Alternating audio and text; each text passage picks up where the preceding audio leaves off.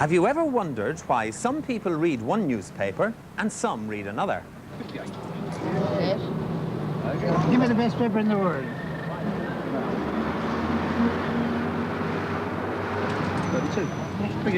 Hard start, please. Daily Mirror, please. Excuse me, madam. Why are you reading the Financial Examiner? I like reading about money. And let me make this perfectly clear. Money is what made this country what it is today. And you, sir, next to the lady, why are you reading Equality Today? Equality Today. Only paper fair to minority groups. Equality Today fair. All other papers not fair. And you, sir, why are you reading Saucy Titbits Daily? I like the tits and bums on the centre page, old boy.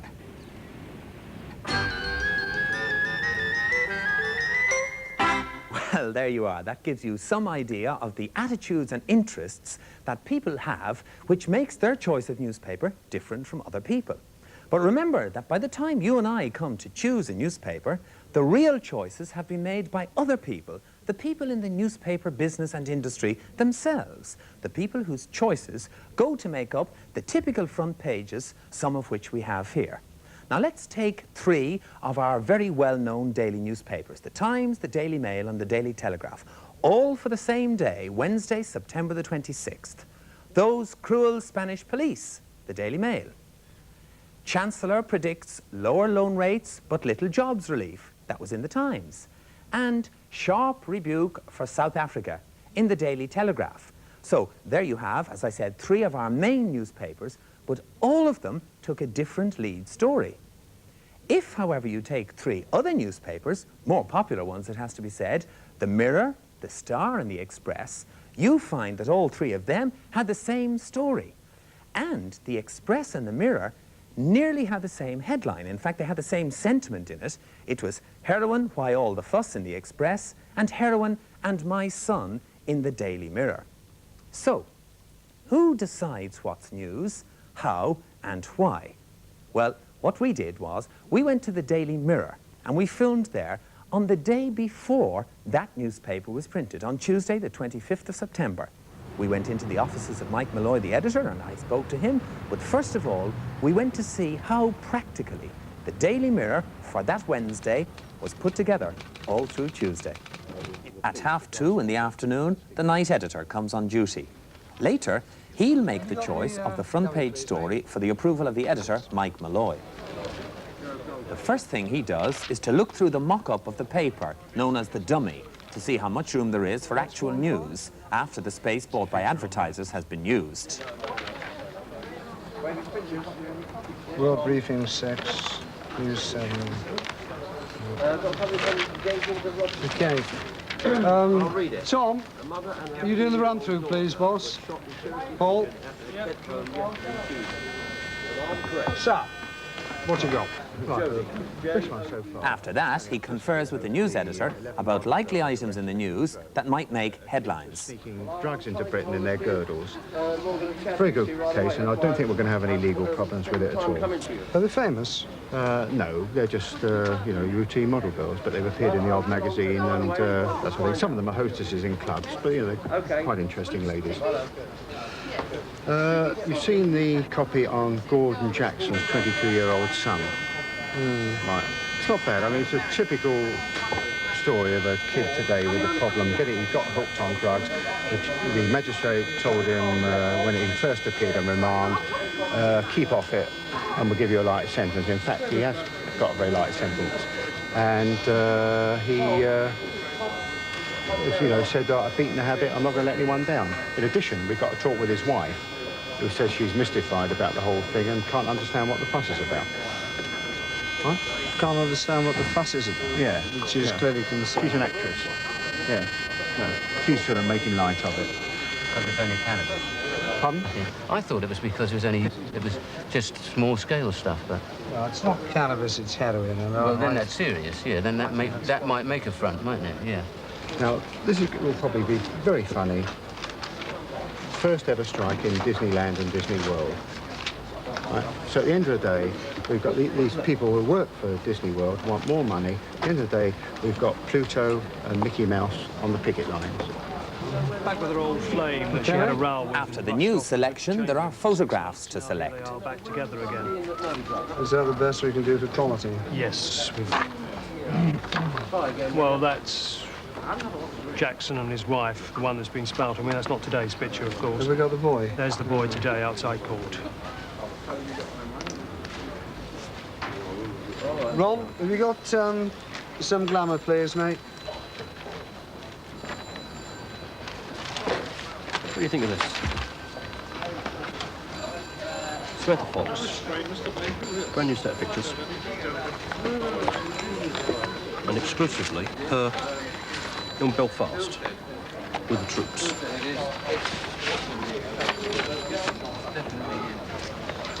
She is lovely. Shoot across the glass. Young Samantha. So, yep, This one, yep. okay. By now, well into the afternoon, things are beginning to hot up on the centre table they call the backbench, and the art editor is beginning to rough in some of the inside pages. Mickey Mouse mugshot. Meanwhile, Vic, the night editor, is making his choice of headlines and front-page copy. Jackson's son. Yeah. I know. I don't want to project the views of the mother because they're so extraordinarily stupid. But it's still the best story of the day.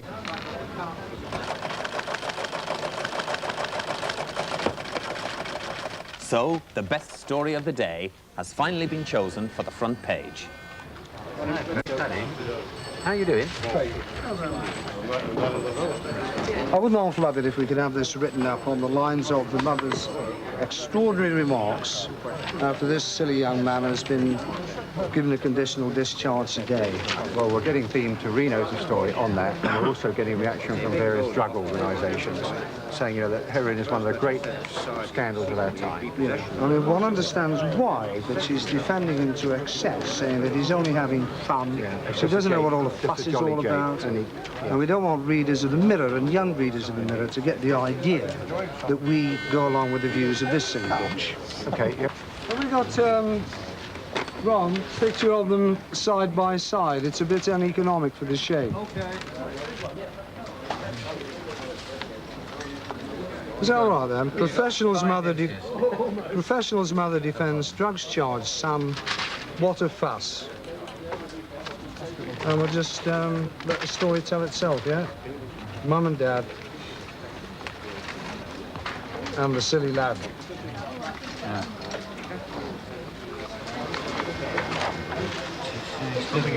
Oh, thank you very much. There was a piece of paper with some... No, that's all right. Don't worry about that. That's fine. That's fine the way it is. Lovely. Thanks. What a fuss. But at 5:10, editor Mike Malloy decides he doesn't like that headline and changes it to Heroin and My Son.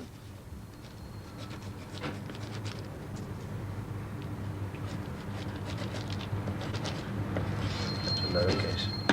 Prefer that though. And then if we've got a term. This is Gordon Jackson, his wife, isn't it? That's right, Yeah. Yeah. Then that would be Okay, totally that'll work, divorced all from a right. puff at the top. That'd be okay. Smashing. So the hard-pressed art editor has to start all over again, drawing up a new page and making sure the headline will fit the available You space. can be quite small and we can use bastard measure setting down there, can't we? Yeah.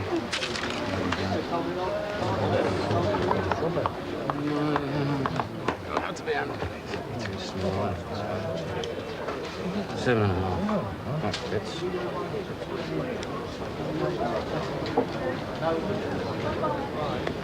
Ian, NY page 1, mate, which is being drawn now, is the story about Mrs. Jackson's reaction to her son's drug offences.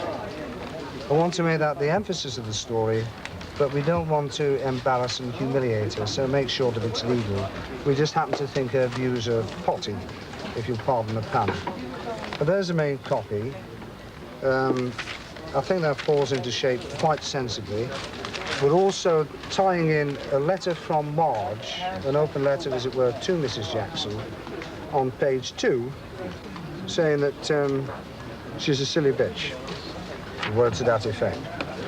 Any problems, give us a shout, mate. Shape will be with you in a jiff. Slowly but surely, pages 1 and 2 take shape, and the chief sub-editor now has the task of editing the copy to fit the column inches.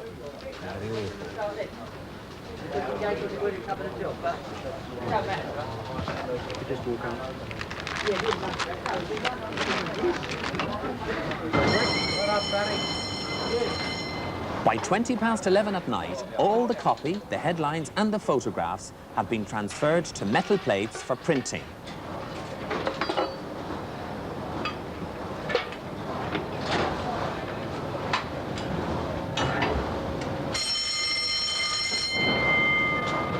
The presses are ready to roll, and there it is, the chosen front page story, slowly emerging.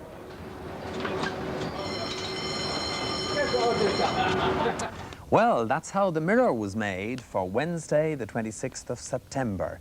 And to discuss with me how it was made and whether it was interesting or not, and indeed generally what the paper said on that day, I have 4 pupils from Haverstock School in northwest London. They are Caroline Cooper, Kevin Donaldson, Julian Legg and Dion Igonyu. Caroline, the choice of the lead story for the Mirror, did you agree with it, and why do you think it was picked? 3 main reasons. 1, because he's Gordon Jackson's son and he's, you know, on telly and everything. 2, because it's heroin and it's dangerous and it's bad for you and it's illegal. And 3, because his mum made a comment saying, what was all the fuss? What was the big deal about him taking heroin? He was off of it. So in a way, for you, it had all the parts that go up to make a good story. Yeah. Kevin, would you agree? Yeah, I suppose so. It attracts people, and that's, you know, mainly for them 3 main reasons. Yeah. Dion, yeah? I mean, you see heroin, it's out all the time now, and you want to read about it, and especially the parents are famous. You think, oh, their son involved with heroin. Right. Do you think, it's a very interesting point, Dion, because do you think that the story wouldn't have been there if it hadn't been Gordon Jackson's son? No, I doubt if it would have been there, because it wouldn't have been as important. It wouldn't have made the front pages anyway. It might have been a little column. Julian, from reading the story, which I know you have done several times, what do you think it tells you about what the Daily Mirror thinks about heroin?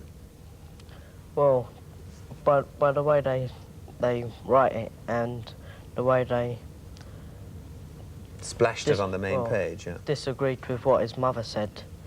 Right, I can say that they're really against heroin, right. And especially against a mother of someone who used to take it, didn't really mind, right. Saying it was a fashion. Yeah, they're shocked with her. She was saying, oh, what's the fuss about? He's only having a bit of fun. That's like saying all the teenagers can do it, it's only a bit of fun. Now, the other newspapers, as we pointed out, I mean, for example, the Express almost had the same headline, it certainly had the same idea in the headline, and the Times, I think it was you, Julian, who pointed out that the Times covers the story on page 3. And it covered it completely differently, really, didn't it? Yeah, because, like, for a headline, it's completely different for a start. Like, the Mirror, it says, heroin in my son. And in that one, it says, son of TV actor beats drugs. Right. Right, and the Mirror story bases it around what his mother says. And that one just talks about the court case and how he beat the drug by not getting addictive. Julian, what do you think? Because in a way, if we just look at them there, the Sun and the Mirror, and in fact this applies almost to every day, the Sun and the Mirror, they look, just at first glance, very alike, almost as if they were the sister papers, although, amazingly, it's the Sun and the Times, which are sister papers. But they're different, if you know they're different political bias, aren't they? Well, yes, especially when it's close to elections and votes and that. Because, say, right, which was Labour? Mirror? The Mirror is the Labour one, yeah. Yeah, like, say, for the Mirror, when it's election time, it mostly says that you should vote Labour and how good they are and all that, when the Sun has different views on it. How important, Caroline, do you think the job of the editor is? His job is quite important, but the man who owns the paper or the person that owns the paper is more important because it's his paper, and anything that people don't like, and they're going to come back to him on it. Right, right. Yeah, that's why you get a lot of slanting and bias in the paper, including in budgets and elections and all things like that. But they've got to have stuff that will sell the paper, but still fits the owner's choice. What about the bingo craze in the newspapers? I mean, half the papers on the bingo. You yeah. look at, and they use half the paper. I mean, that's all they're really sort of like interested in at the moment. Yeah. Is they're competing against the bingo. Yeah. Do you think so, Dion? Yeah. That's what sells newspapers now, bingo. Yeah, most people are into bingo, so they think, oh, I've got to do bingo tonight, so they buy the Sun or the Mirror, and the Mirror keeps putting their bingo up, and then the Sun, they're always against each other. Do you believe everything you read in the newspapers? Well, I'm never aware of if it's true or untrue, right. or if it's biased. Yeah, a lot of the papers are biased and that. Like me, I've normally got 2 papers in the house, like the Sun and the Mirror. And if you read one story in one paper, read one story in the other, you can see the contrast between them. Do you think the Mirror's attitude to the story itself, to heroin, was actually a fair one? Yeah, they were shocked. I mean, how can anyone say that heroin is just fun? I mean, it can kill people, it's not fun. I don't believe that would influence you to take heroin simply because somebody else said it was fun, would it? No, of course not. When I went down to the Daily Mirror a couple of days after that publication, I put many of these points to the man responsible for that day's Mirror, the editor, Mike Malloy. But, Mike, don't different newspapers have a different slant? Well, news isn't slanted, or shouldn't be. Well, you've got 12 million readers like the Daily Mirror. Whatever you put into the paper, a great percentage of that 12 million people would disagree with it. If you made the front page, God is love, a lot of people that don't believe in God would write in as saying you're putting forward religious propaganda. Why did you alter the headline, which originally had been, "What a fuss," to what it eventually ended up as, "Heroin and my son"? Yes, we know that certain words attract. And heroin is a word which will interest people because of all the connotations of heroin. It is more exciting, not exciting, but it's more arresting to say heroin and my son, which immediately implies an awful lot of information to people. There's a vast amount of facts in that. If you analyze it, first of all, it's about a drug which is affecting thousands of people now, a terrible social problem. It's about a parent talking about their son, and naturally, heroin and my son implies a problem, which therefore intrigues people, which therefore introduces an interest that people may want to read. Is the hardest task for the editor deciding whether to give the reader what you know he wants, or what you think he ought to have? That's always the question of what you should do as a newspaper. You have a duty as a newspaper. Most people get their information immediately through radio and television. What they want then is a reinforcement, an interpretation, and news in a little more depth. And they tend to turn to newspapers for that. So front page news, unless it happens in the middle of the night, is not front page news to people anymore. Well, a good story was defined by Lord Northcliffe, who said a good story is something nobody knows.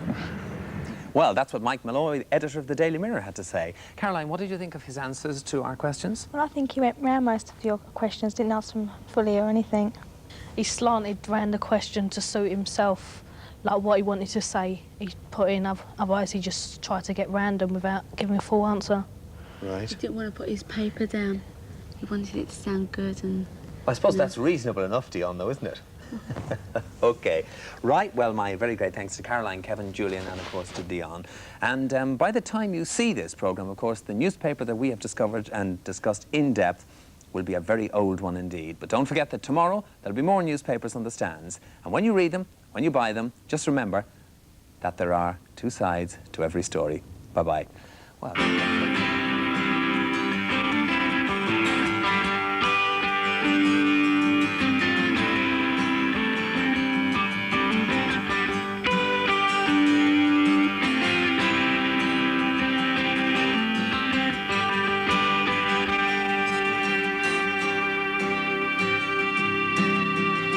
Up to the fact that your paper is Tory, just remember there are 2 sides to every story.